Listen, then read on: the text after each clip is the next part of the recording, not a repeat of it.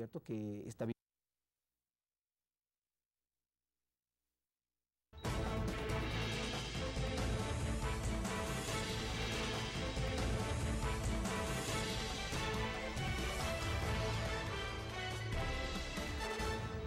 Bienvenidos amigos televidentes a Pulso Político, soy Carlos Rabascal y en este domingo vamos a continuar con esta serie de análisis que tenemos siempre en cuanto a qué es lo que está pasando ahora en el mundo. El tema sirio es de interés de todo el globo terráqueo, por cierto, pero ¿qué hay detrás del tema sirio? ¿Hay un interés por mantener una primacía en la geopolítica o realmente el mundo está en riesgo por el uso de armas químicas? Para tratar este tema y analizarlo a profundidad, para que sean ustedes, amigos televidentes, los que saquen las conclusiones, veamos a quienes hemos invitado. Soy Edwin Ulloa, director general de revista La Otra, ex director de Diario El Telégrafo y ex editor general de Diario Expreso. Soy Daniel Crespo, profesor investigador de la Universidad de los Hemisferios. Tengo una licenciatura en Relaciones Internacionales y una subespecialización en Historia, una maestría en Relaciones Internacionales y Manejo de Resolución de Conflictos y una maestría en Estudios Medievales. Soy Jacobo Quintero Tuma, abogado, doctorando en la Universidad de Salamanca, España, especialista en análisis y resolución de conflictos, con énfasis particular en el conflicto de Oriente Medio, y director ejecutivo de Fundación Conflicto International Consulting Group. Ellos son nuestros invitados, les doy la bienvenida. Jacobo Quintero Tuma, muchas gracias por estar aquí. Edwin Ulloa, muchas gracias por venir desde Guayaquil. Y Daniel Crespo, gracias por estar de nuevo en esta mesa de Pulso Político, por cierto. Bueno, muchas gracias, Carlos.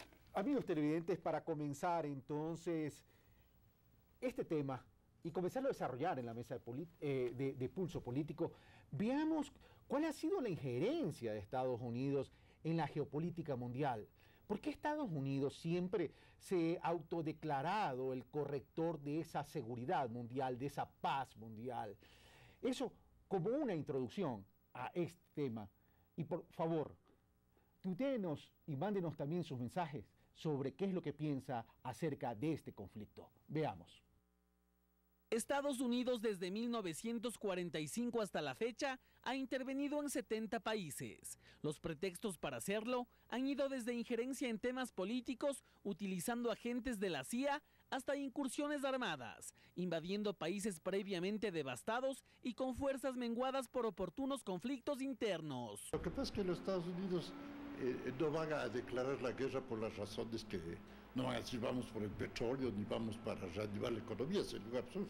Tienen que legitimar esas guerras y el discurso que legitima esas guerras es la paz contra el terrorismo, los derechos humanos a veces, lo cual resulta sorprendente porque no hay mayor violación de los derechos humanos que una invasión, pues, ¿no? Según expertos en el tema geopolítico, Estados Unidos se ha mantenido manejado por la hipocresía de sus gobernantes. En el año de 1970, por ejemplo, el presidente Nixon, con el pretexto de acabar con la guerra de Vietnam, justificó sus acciones militares bombardeando varias veces Camboya, que se mantenía como nación neutral del conflicto. Finalmente todo el mundo sabe que se trata de pretextos, ¿no? Y si es que se acepta una aventura de ese tipo con el pretexto, la verdad que reluzca ya no interesa. De todos modos la intervención ya está hecha. Ronald Reagan, George Bush padre y Bill Clinton también mantienen historias de carácter bélico e intromisión directa. Sin embargo, según Dax Toscano, el caso más descarado llegó de la mano del presidente George Bush hijo, cuando en 2003 su administración invadió Irak, bajo el pretexto de que el gobierno de Saddam Hussein tenía armas nucleares. La llamada Operación Libertad nunca encontró nada. Saddam Hussein osó invadir un protectorado de los Estados Unidos que es Kuwait, y entonces de ser amigo de ellos pasó a ser su brutal enemigo. Aún más fresca en la memoria del mundo se encuentra la invasión que el actual presidente norteamericano Barack Obama hiciera en 2011 a Libia. Buques de guerra, aviones no tripulados y submarinos fueron enviados a este país. Según argumento de Estados Unidos y sus aliados, el interés era humanitario, ya que el pueblo libio se encontraba bajo el ataque de Muammar Gaddafi. De cualquier manera, con todos los errores que pueden existir, estos países funcionaban y ahora están en desorden, una desorganización total, más aún cuando la invasión ha destapado muchos conflictos que no existían. Ahora, tras una supuesta utilización de armas químicas por parte del gobierno sirio, Obama y su gabinete han urgido tomar medidas militares contra esta nación. Frente a esto, Rusia solicitó a Siria poner las armas químicas bajo control internacional. Las reacciones de Washington han sido que el ejército estadounidense mantenga la posición actual y presión hacia el gobierno de Bashar al-Assad para actuar en el caso de que la diplomacia falle. Afirman los entendidos que tras el crecimiento de varias naciones, los Estados Unidos han ido perdiendo su hegemonía con el mundo.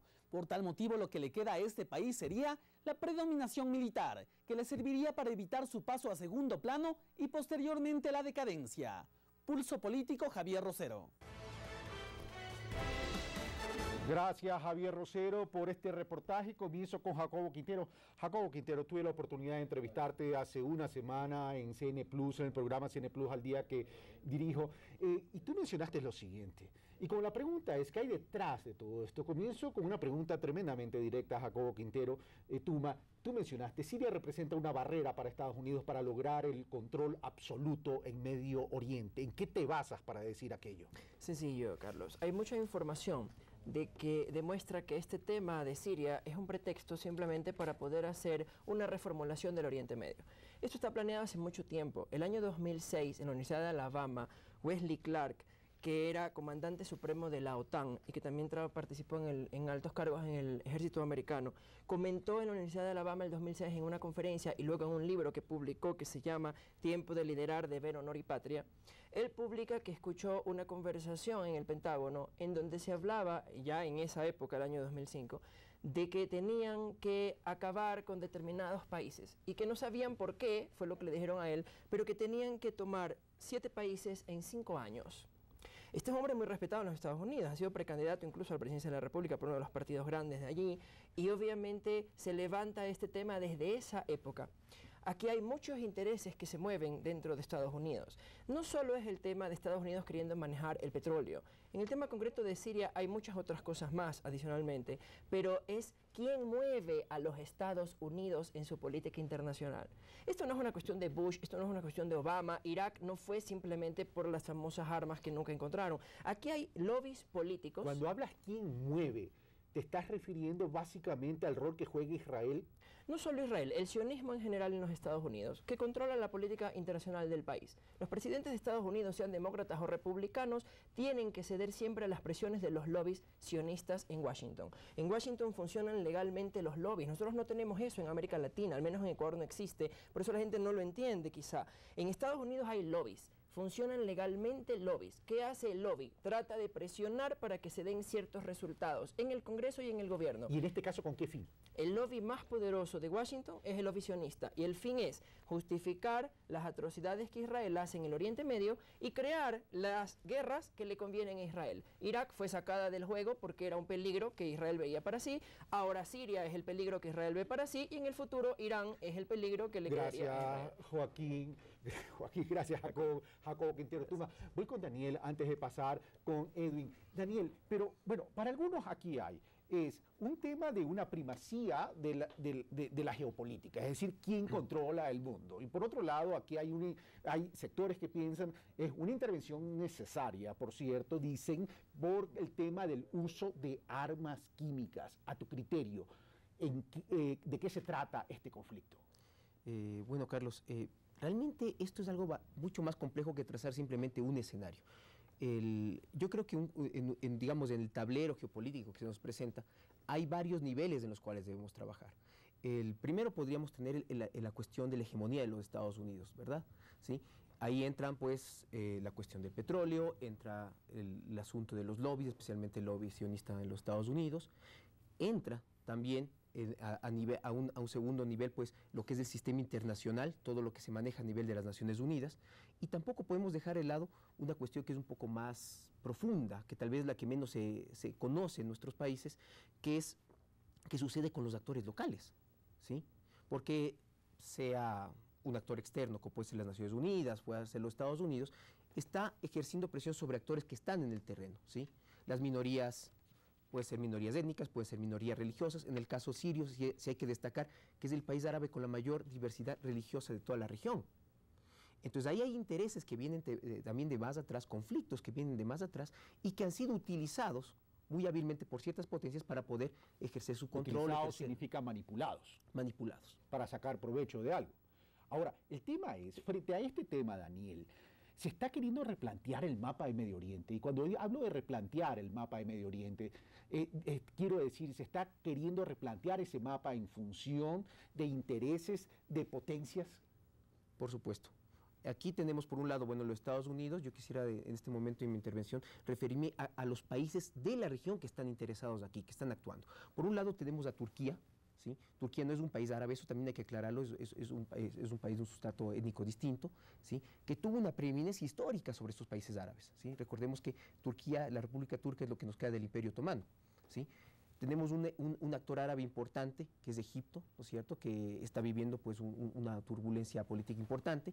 Tenemos las monarquías del Golfo, que son muy cercanas a los Estados Unidos, ¿sí? Como se hablaba en el video de presentación, se hablaba de Kuwait como un protectorado estadounidense. Pues bueno, ¿qué pasa con Qatar? ¿Qué pasa con Arabia Saudita? Pues podemos hacer una lectura muy similar, ¿sí? Tenemos un actor fundamental que es Irán, que tampoco es árabe, pero es el país chiita más grande que existe, ¿sí? Y que tiene, por lo tanto, intereses muy importantes en Siria y en el Líbano.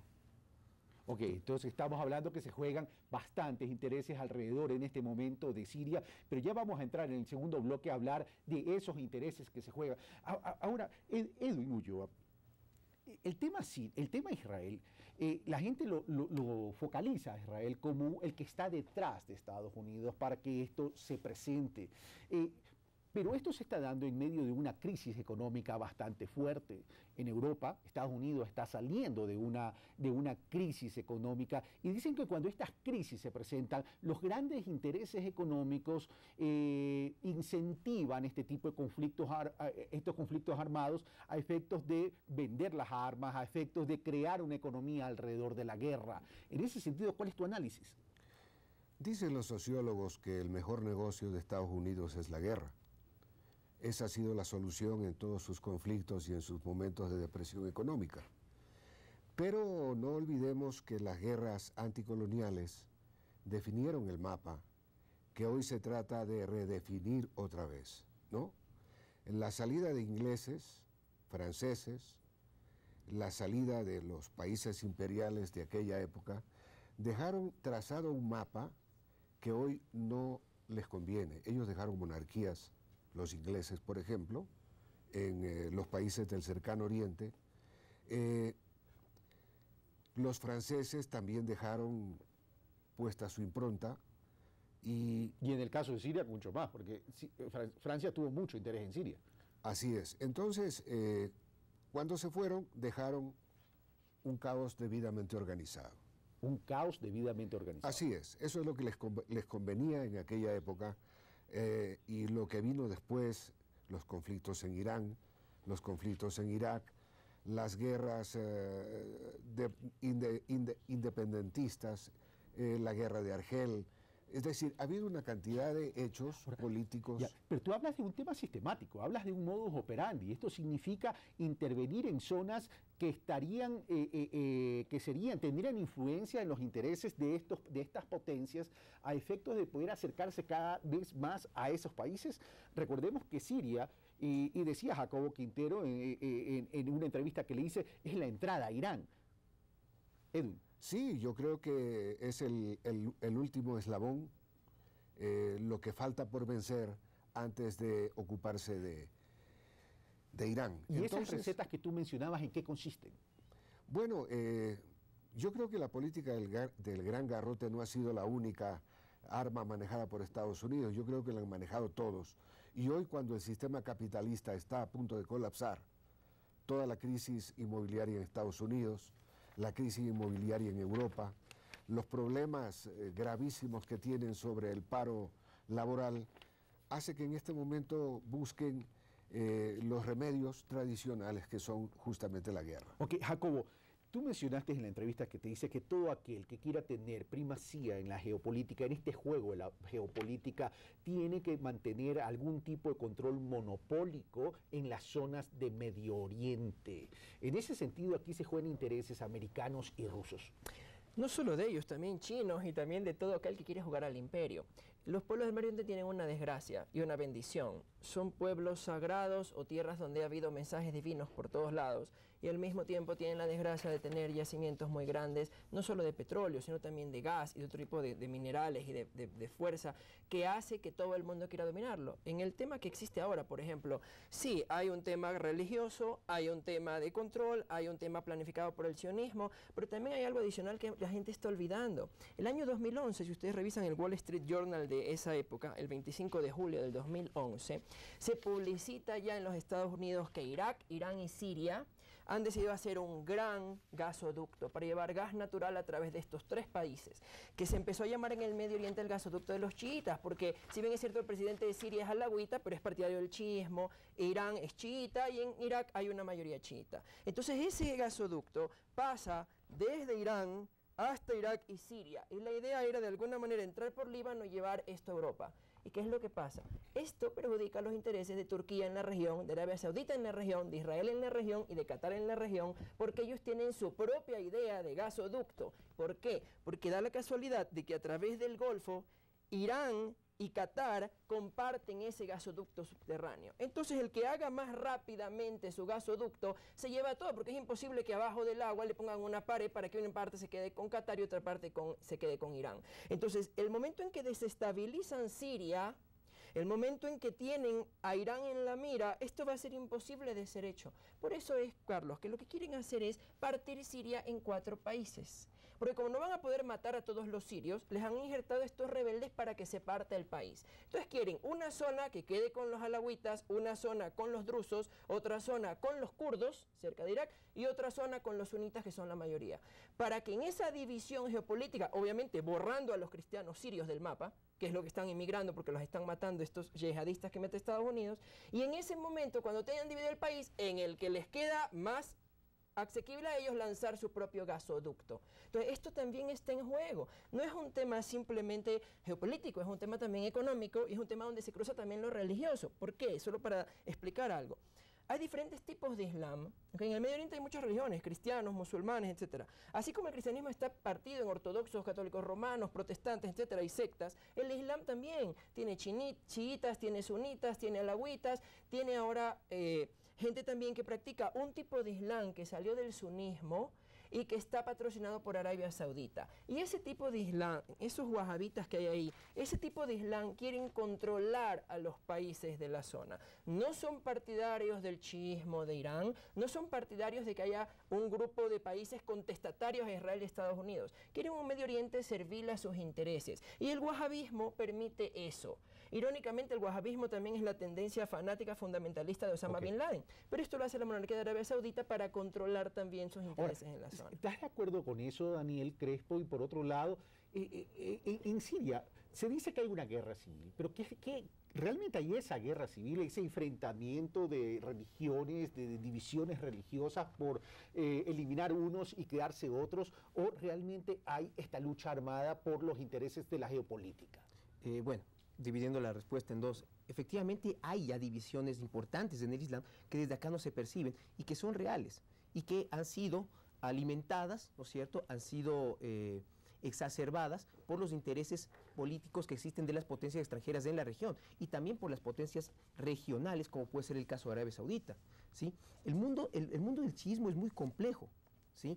El alawismo es una rama del chiismo, ¿sí? Los duodecimanos de Irán, ¿sí? Los septimanos, existen muchas variantes ahí. En el mundo del sunismo tal vez es un poco más claro porque existen 4 escuelas jurídicas, ¿sí? La escuela Hanbalí, que siempre ha sido la más conservadora, es el germen del cual surge ese wahabismo que ha sido mencionado muy acertadamente, que es el que maneja Arabia Saudita, ¿sí? Y la radicalización de ese wahabismo es lo que se puede ver en las guerrillas salafistas que estuvieron en Libia, ¿sí? Que están ahora en Siria y que están recibiendo armamento desde Arabia Saudita. No hay que olvidar lo que se mencionó hace unas semanas atrás, cuando el presidente Putin lo dijo en Russia Today, que él había recibido una digámoslo así, una advertencia, por no decir una amenaza, ¿sí?, del príncipe Bin Sultán de Arabia Saudita, explicándole que ellos son los que están proveyendo de armas a los yihadistas y que tal vez, si es que Rusia dejase la vía libre para el actuar en los Estados Unidos, no habría problema con los guerrilleros chechenos en los Juegos de Invierno del próximo año. Es una amenaza gravísima, ¿sí? Yendo a la segunda parte de la respuesta, ¿hay un conflicto entre población local? Sí, pero eso no es lo más grave. Lo más peligroso es la presencia de estos muyahidines, de estos yihadistas que no son sirios, ¿sí?, que han sido traídos, ¿sí?, y que profesan efectivamente este islamismo radical, ¿sí?, dentro de la corriente del salafismo, el cual la muestra más clara pues es Al-Qaeda, que está atrás de algunas de estas células. Gracias, Daniel. Y en el segundo bloque vamos a hablar casualmente de todo esto, pero antes de ir con Edwin Ulloa, veamos una inquietud ciudadana en relación a qué tratamiento han dado los medios a este conflicto. Veamos.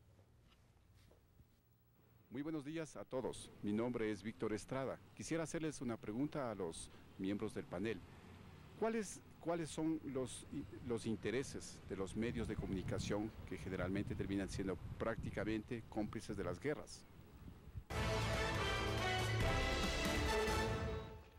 Pregunta concreta para Edwin Ulloa en este caso. Bueno, hay que entender la naturaleza de los medios de comunicación de Occidente. Si nos vamos a referir a los medios de comunicación de Ecuador, es obvio pensar que ellos son brazos de un modelo capitalista que se expresa a nivel de los medios de comunicación. Ellos no pueden defender otra cosa que no sea un modelo capitalista. La desinformación que generan los medios de comunicación se da justamente por su filosofía y por su concepción de lo que debe ser la información. Es una información sesgada, abiertamente sesgada, una información que viene ya elaborada, no es una información hecha por especialistas nativos, es una información que viene tamizada por las agencias internacionales de prensa. Pero Edwin, sin perjuicio de que el manejo de los medios occidentales hacen ver a Siria y a Medio Oriente en una situación distinta, el pueblo americano, el pueblo de Estados Unidos, no ha reaccionado como el gobierno de Barack Obama hubiera esperado.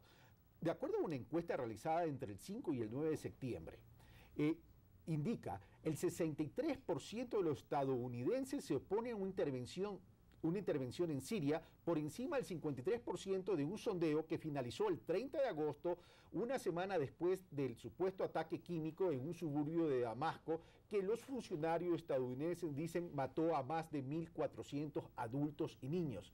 A pesar de ese manejo mediático, el pueblo americano no quiere la intervención. No quiere la intervención, y quienes están apoyando en el target de esa muestra son justamente los habitantes del cordón de la Biblia de los Estados Unidos, ¿no? Sectores sumamente reaccionarios, es lo que se conoce como los WASP, White Anglo-Saxon Protestant. Ellos son los que están a favor de la intervención. Pero no nos vayamos muy lejos. Ecuador también ha sido víctima de la desinformación. Al comienzo, cuando hacías un resumen, el presidente Carlos Julio Arosemena también fue derrocado por un golpe de la CIA. Estados Unidos intervino abiertamente por la negativa a romper relaciones con Cuba, relaciones diplomáticas, y derrocaron a Carlos Julio Arosemena en una operación que fue hasta cierto punto ridícula, por todo lo que cuenta Philip H. en su libro. Eso se dijo en su momento, y también se dice que supuestamente la CIA intervino en el tema del fallecimiento o del atentado, de la muerte de Jaime Roldós Aguilera y también de Omar Torrijos en Panamá. Y de Jacobo Arbenz en Guatemala también, cuando invadieron, ¿no? Y en la de Panamá para sacar al presidente de aquel entonces. Entonces, ellos han tenido carta abierta para intervenir en el mundo. Eso no quiere decir que son menos agresivos que lo que han sido los países coloniales europeos, que arrasaron con los países árabes y con los países mesopotámicos, los del Medio Oriente. Ok, y solo para visibilizar esta encuesta, cito la fuente, esto fue publicado por Diario El Universo, lo que acabo de leer, por si acaso, y la fuente o la encuestadora, la encuestadora es Ipsos, es El sondeo de Reuters Ipsos encuestó a 1.450 ciudadanos norteamericanos, es decir, de Estados Unidos. Vamos a hacer una pausa, pero antes de hacer la pausa veamos los avances que viene luego de este pequeño corte. En Pulso Político, ¿qué consecuencias tendría para nuestra economía el inicio de una guerra contra Siria? Creo que el costo de tal invasión, si llega a suceder, será más grande de lo que el mundo entero pueda tolerar.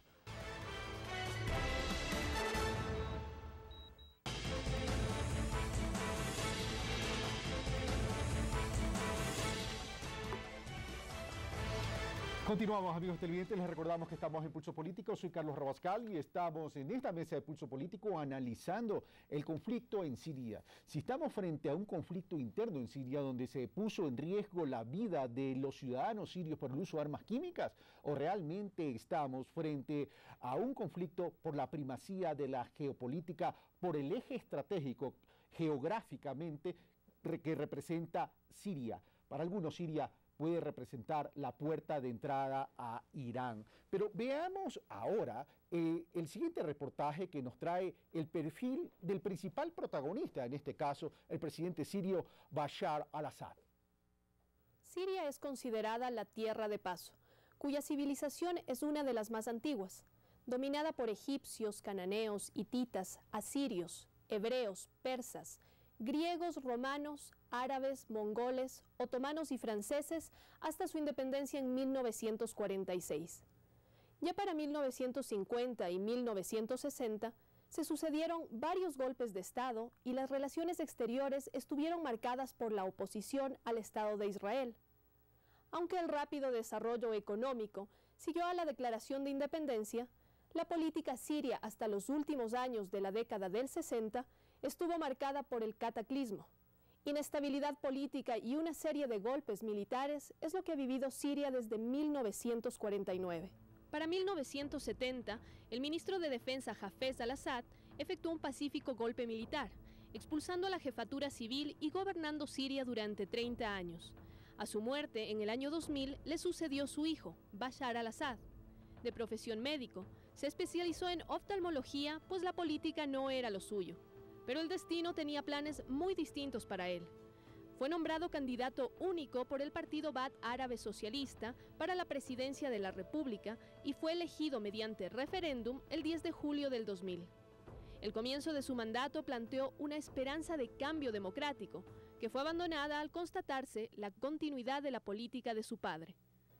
El 6 de mayo del 2002, John Bolton, entonces subsecretario de Estado para el Control de Armas para la Seguridad Internacional de Estados Unidos, incluyó a Siria en su controvertida lista de estados canallas, junto con Libia y Cuba. A sus 36 años, Bashar heredó el lugar de su padre, como uno de los principales enemigos de la primera potencia militar del planeta. El presidente Bashar al-Assad ha gobernado Siria durante 13 años. Desde hace 2 años y medio ha recibido reclamos desde el interior y el exterior solicitando su renuncia. En el año 2011, al-Assad recibió críticas de todo el mundo al enfrentarse a las protestas y al descontento populares mediante la fuerza. Desde entonces, el conflicto ha escalado y el país se ha visto dividido por partidarios y detractores del gobierno. Lo cierto es que su presidente afirma que no existe en Siria una guerra civil, sino terrorismo apoyado desde el exterior. Hay divisiones, pero las divisiones no significan guerra civil. Esto es completamente diferente, pues una guerra civil se basa en problemas étnicos o sectarios. La población siria debate en forma abierta la influencia que ejercen las grandes estructuras de poder sobre los gobiernos del mundo entero. Quizá por ello y su estricta conservación cultural e identitaria, este Estado secular de Medio Oriente se configura como el frente de batalla contra el nuevo orden mundial. Un país que no responde a las estructuras de poder corporativo y bancario y por tanto no mantiene deudas con el Fondo Monetario Internacional. Sin duda, estas decisiones del régimen sirio responden también a sus creencias religiosas, que ven en el dinero y en los préstamos bancarios mecanismos inmorales y antisociales. Bashar se encamina a lo que parece un final atroz, como el que sufrieron Saddam Hussein y Muammar Gaddafi, los dos líderes árabes que desafiaron a Israel y a Estados Unidos. Su esposa Asma y sus hijos, Hafez de 11 años, Sian de 9 y Karim de 7, viajaron en secreto a Europa, mientras su régimen se hunde en un baño de sangre que sus simpatizantes y sus enemigos escenifican a las puertas mismas de Damasco, la capital siria. Comienzo con Daniel Crespo. Daniel Crespo, divisiones que no significan guerra civil, dice el presidente Bashar al-Assad. En ese sentido, dice, hay una gran influencia externa. Y los grupos rebeldes están, y dijiste tú en el primer bloque, no necesariamente son sirios, sino que vienen de algunas partes y responden a 27 nacionalidades. Eso de 27 nacionalidades lo agrego yo en ese sentido. Es decir, no estamos entonces hablando de un conflicto interno. Y por otro lado, esta gran permanencia en el poder, ¿no generan este tipo de conflictos? Bueno, Carlos, lo primero es que en Siria, como también se lo mencionó antes, existe una enorme diversidad, ¿sí? Cierto es que el sunismo es mayoritario, pero estamos hablando del 74% de la población. Todos estos datos son antes de tanta salida forzada. Un paréntesis, hay que recordar que estamos a principios de este mes había 2 millones de refugiados y 6 millones de desplazados internos en un país de 22.500.000 personas. Hay que hacer números. Sí, sí. Estamos hablando de que casi el 10% de la población ha salido del país en calidad de refugiado en 2 años. Eso es algo muy grave. Volviendo al punto, tenemos un 13% de población chií, del cual casi toda esa población es alawí. Esta rama del chiismo al cual pertenece el presidente Bashar al-Assad, y también fue la de su padre Hafez al-Assad, estuvo muy reprimida durante el periodo otomano, ¿sí? Entonces, el que una minoría, ¿sí?, que no tiene pues precisamente unos antecedentes, a la minoría cristiana le fue mejor, ¿sí?, durante el periodo otomano que a la minoría alawí, esté en el poder, de alguna manera es un poco contradictorio querer exacerbar problemas, porque estás en una clara inferioridad, ¿sí?, numérica, ¿sí?, y además de presión de los países que te rodean, donde también son de mayoría sunita. Eso por un lado. El hecho de que efectivamente haya 27 nacionalidades, como has mencionado, involucradas en estas guerrillas, demuestra la importancia que tiene el conflicto, ¿sí? Y también dentro de no solo por lo que puede haber de diferencias dentro de las diferentes tendencias del Islam, sino como desde arriba también hay resortes que son manejados por ciertas potencias, ¿sí? ¿Puede haber una tensión en la población? Puede haber, pero hay que tener claro que tampoco ha habido guerra desde 1970, que Hafez al-Assad fue electo por primera vez presidente de Siria, ¿sí? Entonces, nos vemos, en ese sentido, obligados a pensar que el conflicto está derivando directamente de la presencia del yihadismo, Sí, que es muy variado. ¿Fue creado, dices tú? Ahí puede haber una tensión, pero el conflicto en sí nace por la intervención. Nace por la intervención. Jacobo Quintero Tuma, el conflicto nace por la intervención de externos, pero esto explota, llega a su éxtasis cuando se dice se ha utilizado armas químicas y murieron más de 1.000 personas, más de 1.000 ciudadanos sirios. En ese sentido, ¿en qué se basa el gobierno norteamericano? Porque aquí tenemos dos posturas. Una, la postura del gobierno de Estados Unidos, y otra, la postura de Rusia. Estados Unidos sostiene, hubo ataque químico autorizado por el gobierno de Bashar al-Assad. Y los rusos dicen, no señores, no fue autorizado por Bashar al-Assad, sino que más bien esto fue utilizado por guerrilleros o rebeldes infiltrados. En ese sentido, CNN, la cadena CNN Internacional, nos muestra videos con una versión, pero no tenemos el video de la otra versión, más allá de la aclaración del presidente ruso versus la declaración del presidente Barack Obama. ¿Qué hay detrás de todo esto? ¿Cuál es la verdad de la milanesa? Antes de hablar de las armas químicas, quiero hacer unas puntualizaciones, tanto sobre el video, sobre lo que hemos comentado también, que Daniel comentaba. Algo que dejarle claro a la gente. El presidente de Siria en este momento es un presidente que goza del apoyo mayoritario de su pueblo. No es un dictador, no es alguien impuesto, no es alguien que su pueblo odia. Según las últimas encuestas, si hoy hay elecciones en Siria, gana Bashar al-Assad con el 75% de los votos. Ese 75% de los votos es alawitas, sunitas, drusos, cristianos, todo el mundo que lo está apoyando. ¿Por qué? Porque estos rebeldes, que no son más que terroristas, son rebeldes creados en laboratorio. Estos rebeldes vienen creados en Arabia Saudita, Qatar y financiados por Washington y por Israel. Y estos rebeldes que los meten y los traen de las zonas yihadistas de ese famoso wahabismo del que hablábamos, que son gente de Al-Qaeda, la injertan para que el mundo occidental diga, ve, el pueblo sirio contra su presidente. Falso, no es el pueblo sirio contra su presidente, son los terroristas injertados por Occidente que quieren echar abajo al gobierno. Y en lugar de bombardearlo, como hicieron con Saddam Hussein, ahora desde Libia para acá se han inventado este cuento de los famosos rebeldes. Rebeldes que paga Estados Unidos, que financia y que después se vuelven sus propios monstruos, como esos mismos rebeldes que mataron al embajador norteamericano en Libia, como ustedes recordarán en algún momento. Entonces, todo este asunto del cuento de lo que pasa en Siria ha habido una libertad religiosa durante todos los años del gobierno de Bashar al-Assad. Los cristianos, los drusos, los musulmanes, todo el mundo apoya al presidente porque ha vivido su fe en paz. Ninguna minoría se ha visto afectada, los cristianos han tenido su cristianismo sin problema, los drusos han tenido sus prácticas, los musulmanes han tenido sus prácticas. Esa tolerancia religiosa que tiene Siria es lo que quieren acabar ahora balcanizando Siria con esta destrucción que le están haciendo al país. Y esa tolerancia religiosa hace que la gente apoye un gobierno que permita la misma. Okay. Y sobre las armas que mencionas, es tan sencillo, Carlos, como esto. ¿Qué pasa? En este asunto de las armas químicas, la persona a la que menos le convenía usar armas químicas es al presidente de Siria. Primero, porque iba a justificar una agresión internacional contra su tierra que se la vienen queriendo hacer hace tiempo. Segundo, porque él está ganando la guerra, pues. ¿Acaso esta desesperación de Occidente no es porque los rebeldes terroristas de Al-Qaeda, pagados por Estados Unidos y Arabia Saudita y Qatar, están perdiendo la guerra en Siria?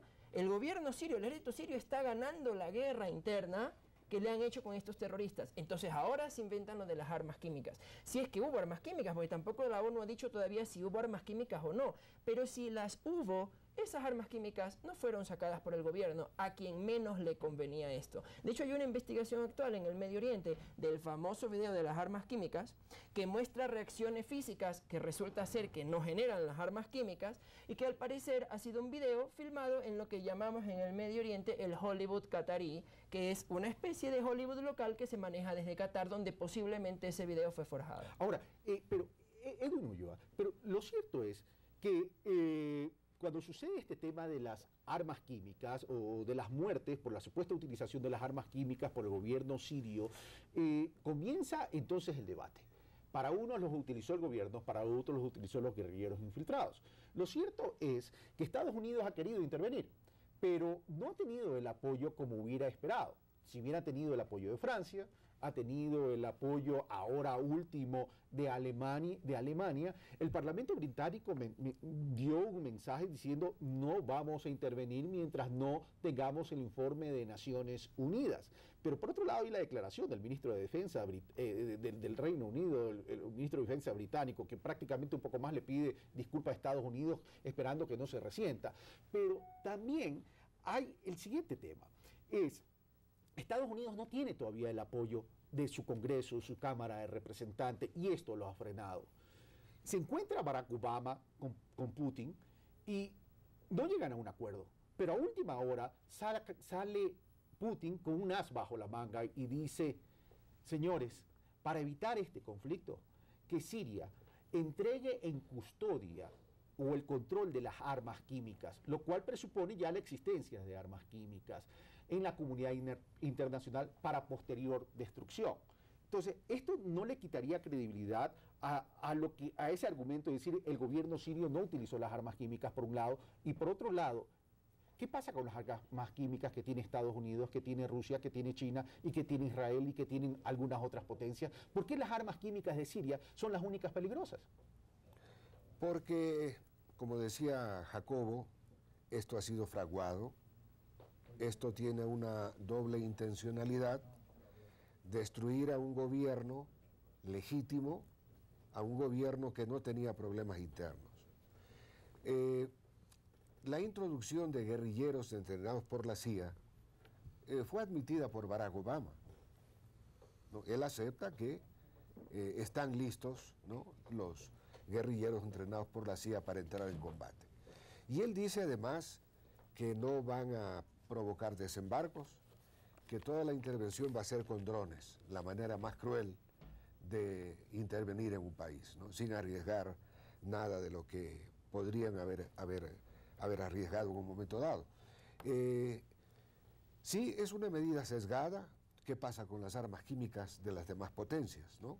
¿Qué pasa con las armas nucleares de las demás potencias cuando están demandando que Corea del Norte e Irán se desarmen? Y lo irónico de todo esto también es esa unión forzada o no, o conveniente o no conveniente de Al Qaeda con Estados Unidos. Jacobo Quintero, en una entrevista que le hice la semana pasada, dijo lo siguiente, y lo cito textualmente: ¿qué hace Estados Unidos convirtiéndose en la fuerza aérea de Al Qaeda? ¿Qué opinas? Estoy totalmente de acuerdo. Además, no olvidemos que Estados Unidos y la CIA entrenaron a los guerrilleros que destruyeron las Torres Gemelas de Nueva York, ¿no? Al Qaeda fue un brazo militar entrenado por la CIA. Ellos los entrenaron para repeler a los rusos y estos se reviraron contra Estados Unidos cuando se dieron cuenta de las intenciones. Las intenciones ya estaban dadas en este oleoducto que trajo Jacobo, ¿no? Eso fue parte del problema. Y eso es lo que los motivó. Solo una puntualización por iniciativas que podía interrumpir. Solo un dato. No solo nosotros. El senador republicano Rand Paul le dijo textualmente a Obama en el Senado americano que cómo es posible que ahora van a ser aliados de Al Qaeda más de una década después de que aconteciera el atentado del 11 de septiembre. Lo dijo después de que... Y eso es lo que a la población norteamericana, a la población de Estados Unidos, más que norteamericana, a la población de Estados Unidos no les llega a hacer clic. Bueno, antes de darte la palabra, Daniel, veamos un reportaje sobre la cronología del conflicto y regresamos a la mesa de pulso político para seguir analizando este tema. En el 2011 comenzaron las protestas contra el gobierno de Siria. La situación derivó en la conformación de grupos irregulares de oposición, cuyas acciones desencadenaron en una lucha armada. No obstante, para el gobierno de ese país no se trata más que de la influencia externa. Que el problema entre Siria y varios países, tanto en el mundo árabe, en la zona o en Occidente, es que decimos no cuando creemos que debemos decir no. Ese es el problema, y algunos países creen que pueden controlar a Siria a través de los dictámenes o por medio del dinero y los petrodólares, y esto no es posible en Siria. Ahí está el problema. Quizá quieren desempeñar un papel, no tenemos problema en ello. Pueden hacerlo, tanto si lo ameritan o no, pero no a expensas de nuestros intereses. Ya en las últimas semanas, el conflicto dio otro giro y con las pruebas de un supuesto ataque con armas químicas por parte del gobierno sirio a la población, Estados Unidos anunció una intervención militar en el país árabe y emprendió una campaña para respaldar dicha acción. Mientras la Agencia de Refugiados de la ONU señalaba que un tercio de la población siria, es decir, 7 millones de personas, han sido desplazadas por el conflicto. Al mismo tiempo, países como Francia se unieron a la política de Estados Unidos, donde el presidente Barack Obama, el 3 de septiembre, llamó al Congreso de su país a votar de manera urgente sobre la operación armada en Siria. Por su parte, el Papa Francisco hacía un llamado a la paz y al entendimiento, y el Senado estadounidense emitía una resolución que ponía un límite de 60 días a la operación militar. Una jornada de ayuno en Medio Oriente, y de oración en el mundo entero. Por Siria, por el Medio Oriente, en todo el mundo. Por su parte, el gobierno de Rusia cuestionó toda intervención unilateral de Occidente sobre Siria, mientras el gobierno iraní manifestó que se unirá para luchar a favor de sus hermanos sirios. Habíamos tenido un proceso de paz y negociaciones de paz. Irán nunca fue un factor contrario a la paz. Se trata de informaciones subversivas que Occidente trata de publicitar, las cuales consisten en que si queremos la paz, entonces no deberíamos tener buenas relaciones con Irán. Ninguna cosa tiene que ver con la otra, son temas totalmente diferentes. Esto al tiempo que en la reunión del G20 realizada en San Petersburgo hubo criterios divididos sobre apoyar o no la intervención armada contra Siria. Frente a esto, un estudio de la encuestadora Gallup mostró que solo el 36% de los ciudadanos estadounidenses apoya la intervención armada contra Siria. Entre tanto, el 7 de septiembre los países miembros de la Alianza Bolivariana para los Pueblos de Nuestra América, ALBA, señalaron estar en contra de cualquier ataque a Siria y anunciaron el envío de ayuda humanitaria a los refugiados de ese país. Por ahora, continúa la tensión en la región y las relaciones entre Estados Unidos y Rusia, luego que los norteamericanos rechazaron un encuentro bilateral para tratar el tema y en cambio el presidente Obama dispuso al Congreso de su país retrasar la votación para dar paso a la propuesta rusa de poner las armas químicas bajo el control internacional, lo cual fue aceptado por Damasco. Esperamos que nuestros socios sirios tomen una decisión responsable. acepten no solo poner su arsenal químico bajo control, sino también su posterior destrucción. Carlos Andrés Núñez, Pulso Político.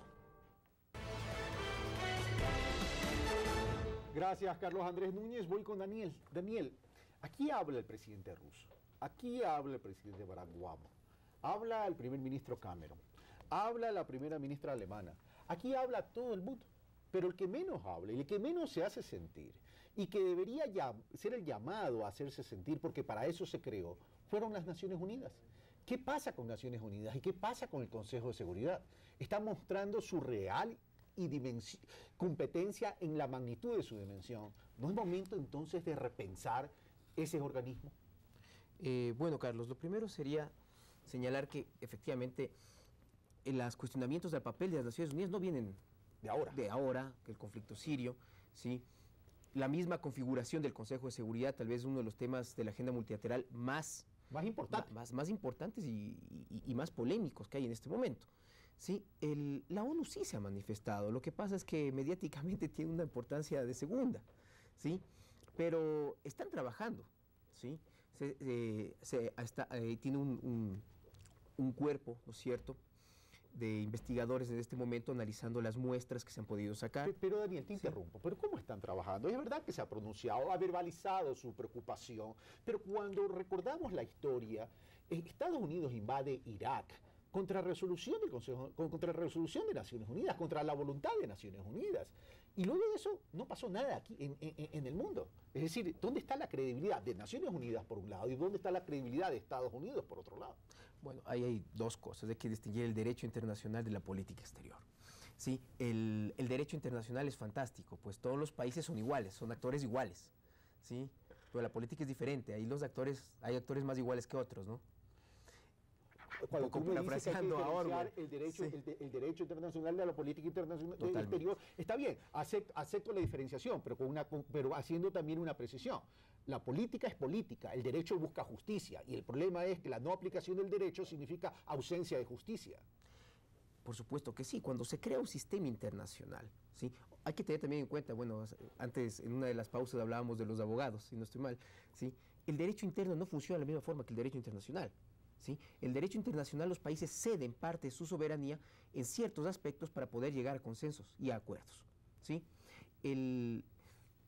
Lo que se debería esperar, ¿cierto? El escenario ideal es que este mecanismo que tenemos de las Naciones Unidas, que es las Naciones Unidas, pues dirima en los conflictos internacionales en función de que todos, al ser parte de, hemos decidido que sea ese organismo, de acuerdo con la Carta, ¿sí? Y tomando las decisiones del Consejo de Seguridad, el que decida sobre una intervención armada o no. Ahora, la realidad del mundo es que a veces un organismo que se creó para mantener el statu quo de las hegemonías que salen de la Segunda Guerra Mundial, a veces ya no funciona para los intereses de las hegemonías que crearon ese mismo sistema. Entonces, cuando se da ese desfase, tenemos una acción unilateral.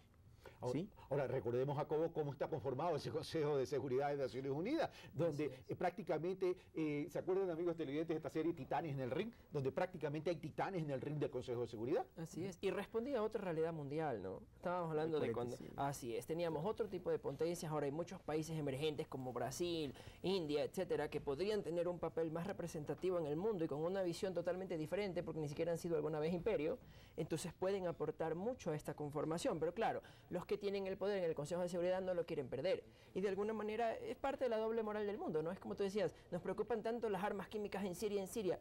¿Y acaso a Estados Unidos le importó cuando Israel utilizó bombas químicas al bombardear Gaza? ¿Cuántos palestinos no murieron en semanas de bombardeos? Ahí no hubo fósforo, ahí no hubo bombas químicas. Y Estados Unidos no le preocupó que en el mismo mundo haya armas químicas. Israel tiene armas químicas, armas biológicas y armas nucleares. Tiene 300 ojivas nucleares. ¿Y a quién le preocupa eso en el Consejo de Seguridad? Al parecer a nadie. Es solo Siria porque es un pretexto este tema de las armas químicas. Para entender esto, le voy a pedir a Juan Carlos que nos ponga o que nos ponche el mapa para ubicar por qué Siria es un eje estratégico. Cuando tengamos el mapa, comencemos por el principio. A ver, tenemos Siria, ¿verdad? Ubiquemos Siria. Ahí tenemos Siria. ¿Con qué países es fronterizo? Tenemos con Israel, con Líbano, con Turquía, con Irak, con Jordania, ¿verdad? Pero si podemos retroceder antes, ¿verdad? Siria tiene Irak, pero Irak está junto a Irán. y si vemos, si vemos Siria, Turquía, Rusia. Es decir, tenemos esa configuración geográfica donde Siria representa un eje estratégico. De ahí es que debemos entender. Ahora, tú decías, Siria representa la entrada a Irán, pero también cada vez más, y por eso quiero que entendamos la reacción rusa y la reacción china también, cada vez más se están acercando a los límites fronterizos, tanto de Rusia como de China. ¿Eso qué riesgo representa, Jacobo, y luego Edwin, y luego Daniel? Ellos lo que quieren es reformar el Medio Oriente, balcanizarlo en caos, que se maten los grupos étnicos, porque divide y vencerás. Si Israel no tiene aliados fuertes, enemigos fuertes, Israel reina en su caos y en todo lo que quiere hacer y tiene carta abierta. Y a través de Israel, obviamente, las potencias occidentales que crearon Israel, Estados Unidos, Francia e Inglaterra. Israel no está metido en el Medio Oriente por el cuento este de la tierra prometida que ya nadie se lo cree. Israel está metido ahí a propósito porque Palestina era el corazón del Oriente Medio. Y querían desestabilizar el Oriente Medio y dejar ahí un eslabón metido para destruir a los árabes. Por eso se creó Israel ahí. Y ahora Siria es como Egipto. Siria y Egipto son como el corazón del mundo árabe. Si tú quieres atacar el mundo árabe, tocas ciertas ciudades. Si tú quieres mover a todo el mundo árabe, tocas Jerusalén, como lo hicieron con Palestina al crear Israel. Si tú quieres desestabilizar el pensamiento del mundo árabe, desestabilizas Egipto y Siria. En Arabia Saudita no hay intelectualidad, ahí hay petróleo y dinero y wahabismo, ahí no hay intelectualidad. El cerebro del mundo árabe, el pensamiento que hace que los pueblos reaccionen contra el nuevo orden mundial, contra las potencias, contra el imperialismo, son Siria y Egipto. Por eso Siria es la puerta de entrada. Voy donde Edwin. Hace mucho tiempo no vivíamos esta situación, este ambiente de Guerra Fría. Luego de la guerra, la Segunda Guerra Mundial, ese tema de la Guerra Fría comenzó a desaparecer. Hoy lo estamos viendo. Hace tiempo tampoco veíamos una reacción tan tangible como la de Rusia. No solamente verbalizando su posición, sino también movilizando su fuerza naval. Y por otro lado tenemos a China. China, que si bien no ha sido tan contundente en su pronunciamiento, también está en el Consejo de Seguridad de Naciones Unidas y ha dicho no a la intervención. Y por otro lado, no podemos dejar de lado los intereses chinos en la economía americana. Edwin Ulloa. Sí, es evidente que esos intereses son demasiado grandes y pesan mucho en la geopolítica a la hora de decidir. Yo creo que las decisiones están tomadas. Algo le salió mal a Estados Unidos antes de atacar, como suele hacerlo, sin pedir permiso y sin atender los ruegos de los países que aman la paz, de los organismos de seguridad. Ahí voy a dar mi opinión, ya que tú dices algo le salió mal a Estados Unidos. Lo que le salió mal a Estados Unidos es no haber encontrado las armas que dijo que existían en Irak, donde la credibilidad de Estados Unidos quedó bien debilitada, no solo a nivel del concierto de las naciones, sino al interior de su propio país. Por eso no tiene apoyo hoy el ataque a Irak. Y además, John Kerry, dice la prensa estadounidense, metió la pata, ¿no?, al aceptar el argumento del canciller de Rusia, ¿no?, que propuso la entrega de las armas químicas. Entonces, en este momento la credibilidad de los Estados Unidos pende de un hilo, porque sencillamente no tiene apoyo. Sus amenazas en este momento están supeditadas a lo que los países están haciendo en favor de la paz y no van a poder demostrar la existencia de armas químicas. Ahora, vamos a pasar donde Daniel, pero Daniel, primero quiero que revisemos, y si me ponchan este gráfico o este mapa de la fuerza naval o de la posición armamentista de Estados Unidos y de los aliados en la zona. Me siguen con la pluma, por favor, porque esto es importante dimensionar. El portaaviones Charles de Gaulle podría llegar desde Toulon, Francia, a la zona en 3 días en caso de necesidad. Estamos acá. Ahora, pasemos a Turquía. En Turquía tenemos presencia americana, es decir, de Estados Unidos, y en Chipre tenemos presencia del Reino Unido. Pero si vamos más acá arriba, donde ya estamos más cerca de Rusia, tenemos misiles Patriot de la OTAN. Y si bajamos más acá, en el mar Mediterráneo tenemos un submarino británico que está frente a Chipre y evidentemente también con cercanía a Siria. Más abajo tenemos la fragata Chevalier Paul. Y acá también tenemos 5 destructores de Estados Unidos en la misma zona. Y más abajo tenemos el grupo de batalla, el portaaviones Nimitz. Y en Kuwait tenemos presencia norteamericana. En Rusia solo está la base naval, tiene una base naval en Siria. Y en Chipre pues está también el Reino Unido. Como ustedes ven, amigos televidentes, Israel, ¿no? Perdón, también tenemos a Israel acá abajo, donde también hay una presencia americana, y así podemos seguir en la base francesa en Djibouti. Ahora, esta es la posición. Esto es lo que hay detrás de todo esto. Este gráfico, por si acaso, amigos televidentes, salió publicado en el diario El País de España. Daniel, ¿qué significado tiene entonces esto? Es el posicionamiento de las potencias en la eventualidad de un conflicto, eso está clarísimo. Rusia también tiene un interés geopolítico en Siria. También hay que hacer una lectura un poco menos idealista a veces. No es que los rusos simplemente quieren la paz. Los rusos tienen intereses. Sí, tienen intereses. O sea, las potencias emergentes lo que quieren ser es potencias de primer orden. Eso es lo que quieren ser. ¿Sí? Lo que sucede es que este caso es ventajoso si es que uno quiere un proceso de paz. ¿Sí? Porque no tenemos ahí nada. Hay una cosa que falta en ese mapa y también nos dice mucho. No hay ninguna presencia china. ¿Sí? Correcto. Eso se podría hablar algo más, porque China tiene intereses económicos muy grandes en el África subsahariana. Eso sería para otro panel. Es muy interesante lo que está pasando. En este momento el mayor inversor en el África subsahariana es China. ¿Sí? Entonces tiene el interés un poco alejado de esa zona. El que sí quiere tener una presencia, y es necesario, porque ahí lo que no se ve tampoco en este mapa es todo lo que son las redes de gasoductos que conectan, ¿no es cierto?, a Rusia con los países que había, Tayikistán, Uzbekistán, Kirguistán, Kazajstán, que fueron parte de la Unión Soviética, ¿sí? Y a través de los cuales llega el gas que llega a Rusia, a Bielorrusia, y se reparte para el resto de Europa, ¿sí? Rusia sí tiene un interés importante estratégico en Siria y tiene una base. El problema es que esa base, como bien está demostrándonos el gráfico, no se da abasto para todo el potencial militar de las potencias occidentales y de Israel en la región. Pero ¿esto qué significa? A ver, aquí ni Estados Unidos, ni Rusia, ni China son santitos, no son candidatos a los altares para los que son católicos. Eso está clarísimo. Pero dentro de la primacía, dentro de este juego de la geopolítica, Estados Unidos y los aliados están arrinconando a Rusia y a China. Y Rusia y China están queriéndose mover. A la hora del té, Siria, Irán, terminan siendo herramientas para estos grandes intereses. Carlos, si tú recuerdas, hace unos 10 meses que tuve la primera oportunidad de ser invitado, una de las cosas que mencioné es, se le está saliendo el juego de las manos de los Estados Unidos. El apoyar al salafismo no es una estrategia inteligente, porque no va a fortalecer a los Estados Unidos, porque estos regímenes fundamentalistas terminan efectivamente dándosele la vuelta.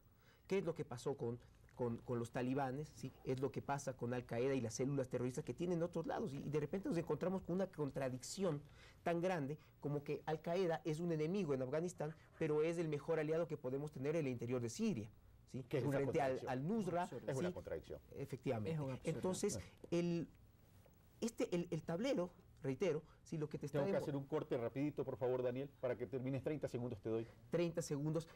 Es muy inestable, ¿sí? La mejor estrategia no es esta, ¿sí? Ya falló en Libia, ¿sí? Y muy probablemente vuelva a fallar en Siria, porque no hay ninguna garantía de que este tipo de movimientos yihadistas en el mediano plazo vean a los Estados Unidos como un aliado estratégico. Gracias, Daniel. Me dicen que ya hemos terminado el programa, nos extendimos en el programa. Gracias, Daniel Crespo. Gracias, Edwin Ulloa. Gracias, Jacobo Quintero Tuma. Y la reflexión, ¿tenemos que repensar el mundo? Yo creo que sí, pero sin estos grandes imperios que quieran dominar la geopolítica mundial y donde nosotros somos tan solo instrumentos. Y terminamos con este reportaje sobre las consecuencias que puede traer este conflicto, consecuencias que pueden traer este conflicto en la economía mundial y en la vida de todos los seres humanos. Veamos.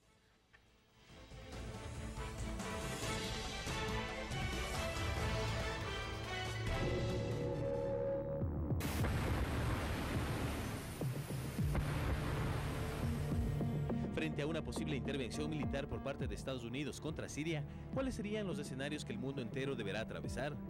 En primer lugar, es necesario considerar que detrás del conflicto interno existen fuerzas externas de diversos gobiernos del mundo que han manifestado su apoyo tanto a Estados Unidos como a Siria, lo que pondría en grave situación a la seguridad de esa zona, pero también a la seguridad mundial. Y Siria se convertiría, según los expertos, en un campo de batalla de varias fuerzas que defienden básicamente su postura ideológica. Por otra parte, habrían consecuencias a nivel económico, pues el precio del barril de petróleo caería aceleradamente debido a, por ejemplo, las acciones de Irán, que se prevé bloquearía el estrecho de Hormuz, por donde pasa gran parte del transporte del petróleo proveniente de Arabia a todo el mundo, deteniéndose por meses la carga y reduciendo rápidamente un 20% de los suministros petroleros mundiales, según señala el especialista Brandon Smith. En este sentido, se podría avisorar una escalada en los precios de los combustibles, lo que encarecería también todas las formas de transporte y por ende el incremento de los precios de los alimentos y otros bienes que cubren necesidades básicas. Además, varios países de la Unión Europea enfrentarían la posible suspensión de la provisión de gas natural por parte de Rusia y con ello se acentuaría la crisis económica en esa parte del mundo, mientras que el precio del dólar se debilitaría hasta el punto que potencias como China podrían decidir abandonar esta moneda que mantiene como reserva mundial, lo cual ya lo ha iniciado desde el 2005. Creo que el costo de tal invasión, si llega a suceder, será más grande de lo que el mundo entero pueda tolerar. Porque si se producen problemas en Siria, al saber que somos el último baluarte del laicismo y de la estabilidad y la convivencia en la región, entonces ello tendría un efecto dominó en el mundo, desde el Océano Atlántico hasta el Océano Pacífico, y usted se imaginará las repercusiones en el resto del mundo. No creo que Occidente se encamine en esa dirección, pero si lo hace, nadie podrá pronosticar lo que sucederá después. Por otra parte, en el ámbito social, se verá una escalada de protestas mundiales en contra de la guerra, principalmente en las ciudades de Estados Unidos, pero también en Sudamérica y otras regiones que se han mostrado contrarias a cualquier intervención armada de forma unilateral. En este sentido, los expertos no descartan el surgimiento de grupos extremos que busquen defender las democracias aún a costa del terror y, por supuesto, los aliados de Estados Unidos continuarán enfrentando a estas fuerzas que han denominado terroristas, mientras los planes de dominio mundial, al parecer, se van haciendo evidentes aún ante los ojos de los organismos internacionales que poco o nada pueden hacer en un escenario mundial de medición de fuerzas. Carlos Andrés Núñez, Pulso Político.